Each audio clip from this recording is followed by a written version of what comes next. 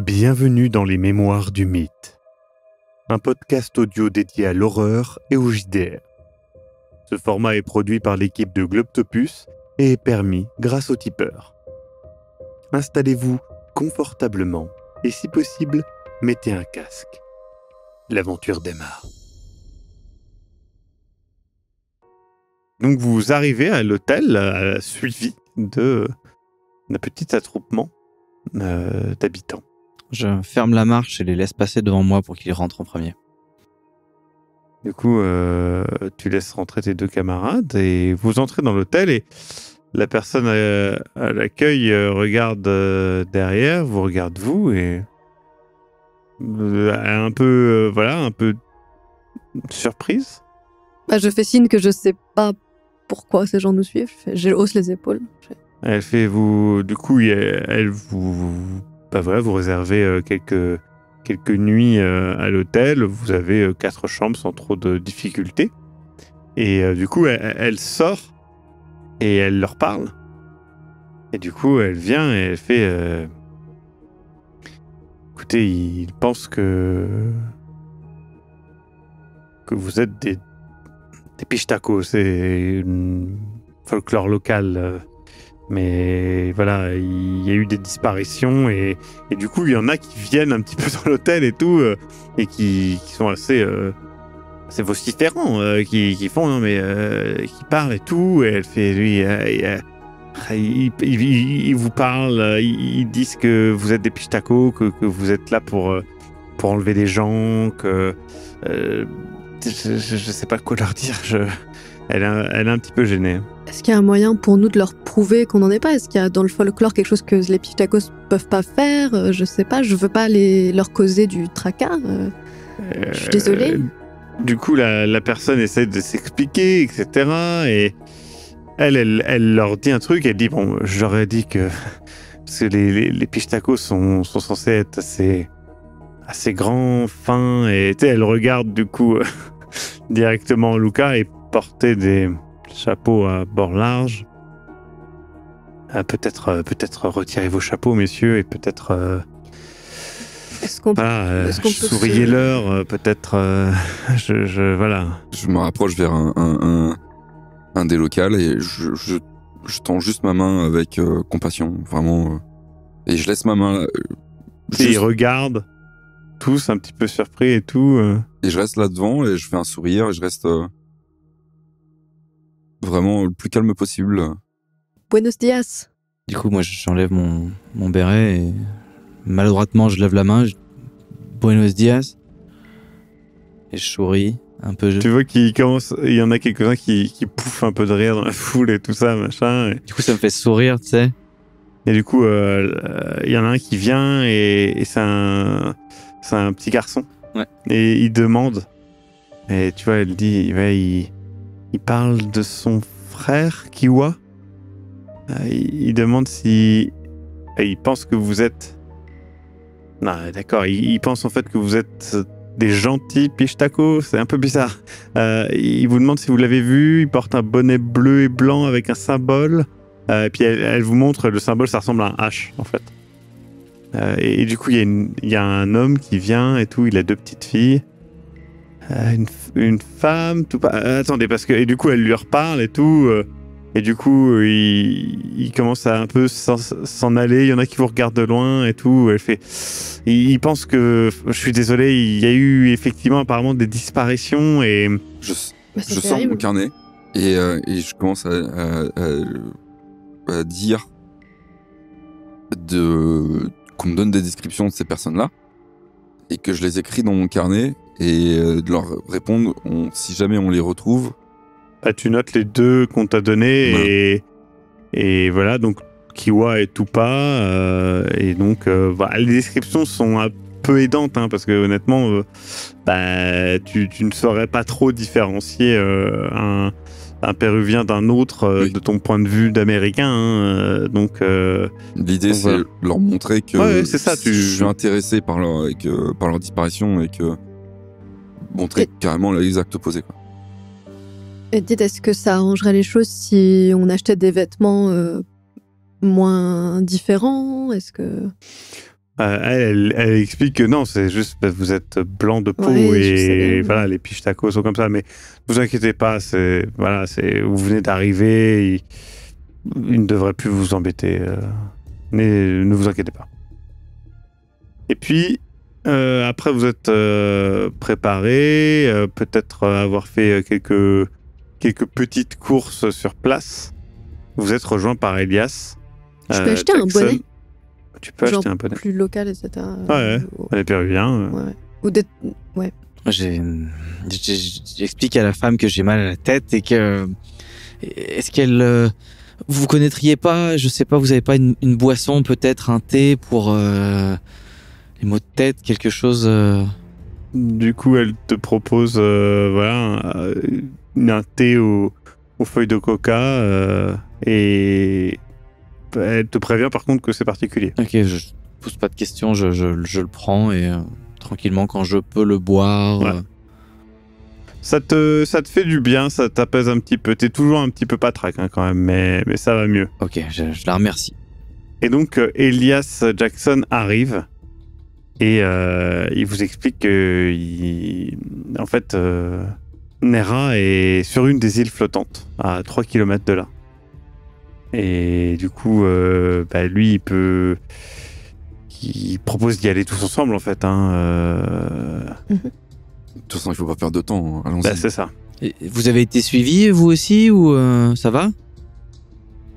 Alors, j'ai moins le physique d'un pistaco, il se montre Oui. son visage. Il est pas très blanc, enfin... Ça fait pas très pistaco, quoi. Non, mais c'est juste... ouais, bon, c'est tombé. Du coup, vous allez jusqu'à l'endroit indiqué. Là, il y a encore du monde, même s'il fait froid. Vous voyez le lac avec des îles flottantes. Et il y a plusieurs bateaux en roseau. Et du coup, Elias en loue un, mais le bateau est vraiment petit. C'est-à-dire que vous pouvez la tenir à 3 maximum. Mais c'est déjà... par exemple, ça peut pas être les Luca et Raymond et Elias. Ça peut être que 2 ou en tout cas... Est-ce qu'on peut en louer un autre? Et on fait 2 et 2? Le problème, c'est que est-ce que vous savez utiliser un bateau en roseau? Lui, il sait, du coup, c'est ça? Oui. Ok.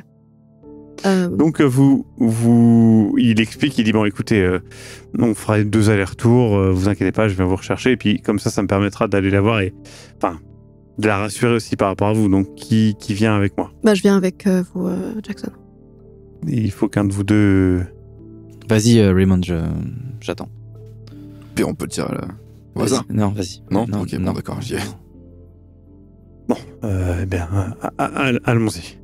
Vous avancez sur l'eau délicatement et le bateau est vraiment, vous voyez, il tangue un petit peu. C'est vraiment, ça demande une certaine maîtrise que Elias Jackson semble posséder.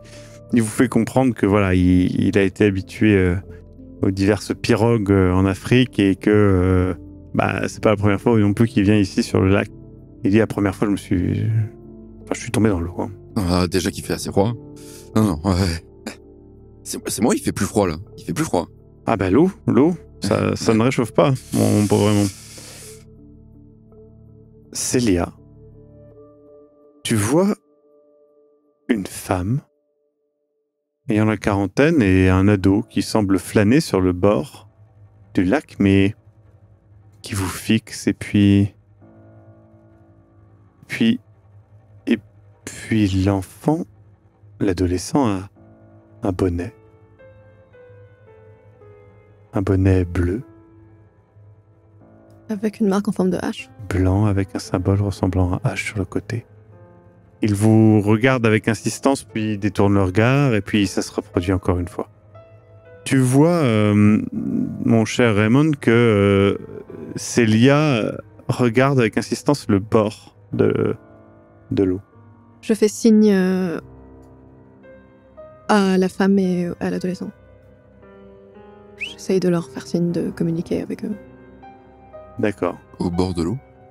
Elle fait signe vers une femme et un jeune garçon.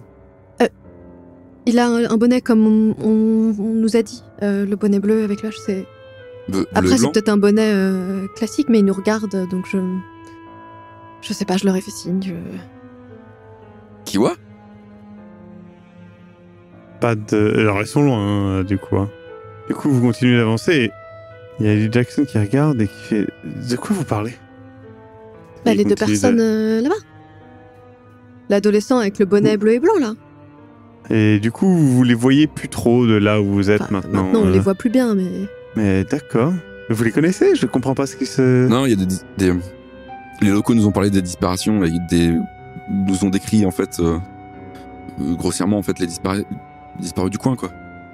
D'accord. Ils nous fixaient, alors je les ai salués de la main, un automatisme. Ouais, d'accord, très bien. Vous arrivez justement jusqu'à une des îles flottantes. Immédiatement, alors que le bateau touche, 7 hommes sortent, armés de crochets de pêche, de bâtons, de couteaux. Je lève les mains. Elias se met debout, menaçant l'équilibre du bateau. Je lève les mains aussi. Et une vieille femme approche. Elle lève la main. Elle est couverte de rides, des cheveux épais et blancs, et un regard brillant et vif. Elle leur dit quelques mots. Ils abaissent leurs armes. L'ambiance reste tendue. Elias vous fait signe de monter sur l'île. Je monte sur l'île. Je suis. Vous montez sur l'île et c'est très particulier. Le sol est perturbant. Il s'enfonce à chaque pas. Vous sentez comme si vous continuiez de marcher sur la pirogue, mais à l'échelle d'une petite île. La vieille femme s'approche, sourit à Elias, vous regarde d'un air un peu grave, prend un petit sac avec des tranches de ce qui semble être de la viande séchée. Elle vous entend et vous fait signe de manger. Elle le tend chacun un morceau et comme pour vous donner la béquille. Ça sent la viande séchée, ça a l'air d'être de la viande séchée. Ça a l'air d'être de la viande séchée, ça sent pas spécialement la viande séchée, non. Je la prends dans mes mains. Non, elle fait pour que tu le manges directement. Ouais. Bah, j'approche quand même ma main, tu sais, pour voir sa réaction. Elle le recule, elle montre sa bouche avec ses dents en disant... Tu vois qu'il y a une grosse tension, là. Je l'attrape par le bout des dents. Ouais. Moi, j'y vais comme si je faisais pleinement confiance. Je fais pas du tout confiance, mais je me dis, c'est ça ou une lance dans le ventre. Et du coup, vous sentez... C'est du bois, en fait. Je commence à le mâcher. Et du coup, elle commence... Tout le monde commence à rigoler, etc., machin, etc. Et elle montre et elle casse un des morceaux, c'est juste du bois, et rigole, etc. Et du coup, l'ambiance, tout d'un coup, change. Tout devient chaleureuse, amicale, et du coup, il y a Elias qui fait « Mais arrêtez de manger ça, Raymond. Raymond, ça n'est pas de la viande. » Je tousse. Ouais. Crachez-le, vous êtes très ridicule. Ah, j'aurais essayé. Ah non, mais je vous préviens, elle est très... J'aime beaucoup son style. Oui, ben voilà. Je la regarde et avec un sourire, avec une écharpe entre les dents. Je lui fais un sourire de bien joué. Du coup, il lui explique rapidement ce qui s'est passé à Lima en disant qu'il y a quelqu'un d'autre qui attend et du coup qu'il va vous laisser tous les deux et qu'il va revenir. Et du coup, il commence à partir et du coup, la vieille, alors que lui, il repart, la vieille, elle vous regarde et elle vous fait un peu des grimaces en vous regardant comme ça et pour juger un peu votre réaction. Et du coup, elle rigole et tout, et les autres hommes aussi rigolent. Je lui fais des grimaces aussi. Elle parle pas du tout... Elle parle absolument que espagnol. Donc vous êtes un petit peu dans ce combat de grimaces. Luca, tu vois le bateau partir. Tu remarques sur la gauche un adolescent et une femme qui regardent le bateau avec insistance de temps en temps, et puis tu vois que l'adolescent porte un bonnet blanc et bleu avec le symbole en H. Tu peux voir depuis le bateau Célia qui leur fait signe comme si elle faisait coucou, et puis le bateau s'éloigne. Tu le perds de vue. le garçon et la femme semblent aller vers les bateaux qui sont sur le bord et qui appartiennent certainement à quelqu'un, mais Je regarde ce qu'ils font. ils y vont de manière un peu agressive et prennent un des bateaux et commencent à pagayer. Oh. Dans quelle direction? En suivant la direction de l'autre bateau. Ils ont pas encore pris beaucoup de distance. Hein. Ok, si je me dirige aussi vers un des bateaux, je peux peut-être... je regarde à gauche, à droite, il y a personne? Je suis tout seul? Il n'y a pas grand monde, il y a des gens, mais plus loin, quoi. Je me dirige vers les bateaux. D'accord. T'en prends un? Ouais, j'en prends un. J'essaye de... Putain, le truc est trop petit, je suis trop grand, non? Tu galères, mais t'es quand même pas mal... t'es quand même pas mal habile. T'arrives à équilibrer, etc. Tu commences à le rattraper. Tu peux voir que eux se retournent et te regardent. Je soutiens le regard. Ils sautent dans l'eau, les deux, et disparaissent. Ouh. Tu vois le bateau, un peu plus tard, de Jackson Elias qui revient et qui te regarde, il se rapproche et je dis, mais qu'est-ce que vous avez loué un autre bateau? Non, mais c'est pas ça. En fait, il y avait Et il voit le bateau à la dérive aussi. Mais qu'est-ce que c'est que ça? là, ce bateau-là, il y avait une femme dedans avec un adolescent. Il avait un béret Mais qu'est-ce que vous avez avec cet adolescent? C'est disparu, je sais pas quoi. dans l'eau. Il a sauté dans l'eau. Regardez là, regarde. Il y Y a a rien. plus de rides. Ils étaient là il y a 2 secondes. Je vous crois, mais ce bateau-là, vous l'avez loué? Quoi? Le bateau sur lequel vous êtes, il Non, appartient à quel- non, je l'ai pas loué, mais ils étaient en train de les poursuivre là. On va ramener le bateau et celui-là aussi d'ailleurs et puis on va Non, retourner. mais ils étaient en train de les poursuivre. Lucas, Quoi je ne vais pas en doute ce que vous avez. Ils étaient là, vu. ils ont sauté dans l'eau. Il Je vous y crois. avait une femme, il avait Je un... vous crois. Putain. Je vous crois. C'est juste que comprenez que voilà, ce n'est pas forcément une raison pour voler un bateau. Je bougonne, je m'éloigne, tu sais. Vous ramenez les 2 bateaux et puis vous repartez avec celui que vous avez loué et vous arrivez sur cette île. C'est une île flottante. Quand tu marches dessus, c'est très perturbant. Le sol s'enfonce à chacun de tes pas comme si tu continuais de marcher sur le bateau un petit peu. Juste avant qu'on rentre. Ouais. Je lui mets la main sur l'épaule, tu sais, vers l'avant de l'épaule, et avec ce petit mouvement, je le force en fait physiquement à se tourner vers moi. Qu'est-ce qu'il y a, Lucas? Juste. Je suis sûr que vous en savez beaucoup plus que vous ne le dites et vous me la faites pas à l'envers, ok? Et de quoi je...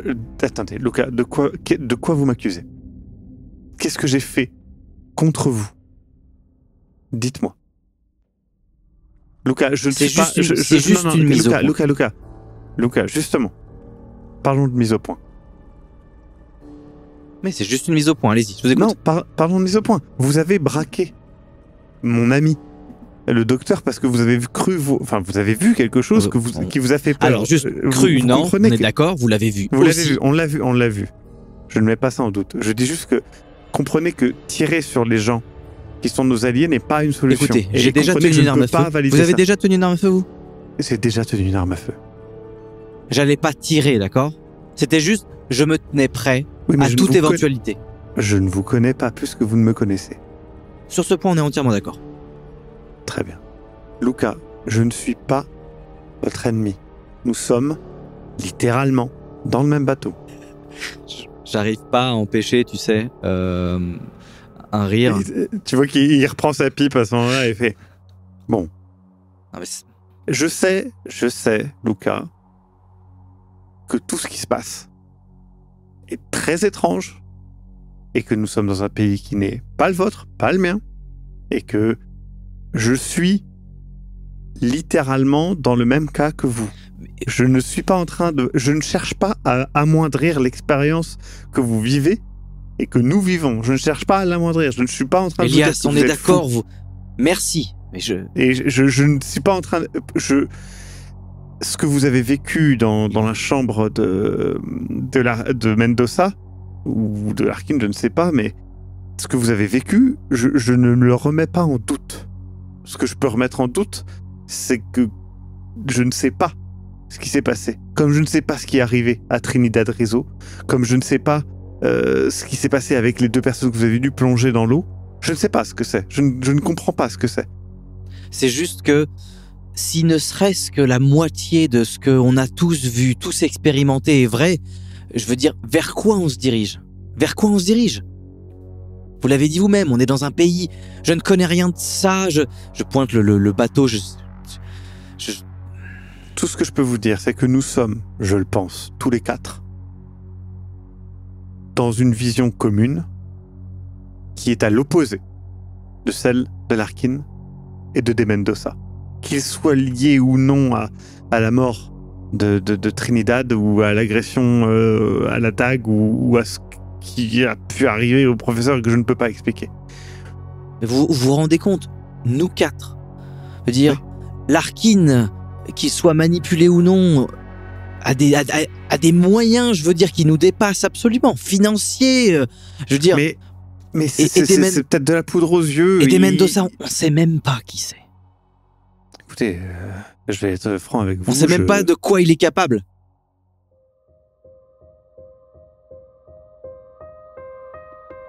Vous venez d'écouter Les Mémoires du Mythe. Écoutez nos épisodes sur www.globipodcast.fr. Retrouvez la liste complète des épisodes en description. Le rythme de publication est d'un épisode chaque mardi et chaque samedi. Les joueurs et joueuses sont CC Trouille, Eric Da Silva et Sir Mascox. Je suis, moi, le maître du jeu, Maxime Robinet, et l'audio est monté par Ez. Les musiques utilisées viennent du site Epidemic Sound. Soutenez-nous et obtenez les épisodes un mois en avance sur tipeee.com/sombre-machination. À très bientôt.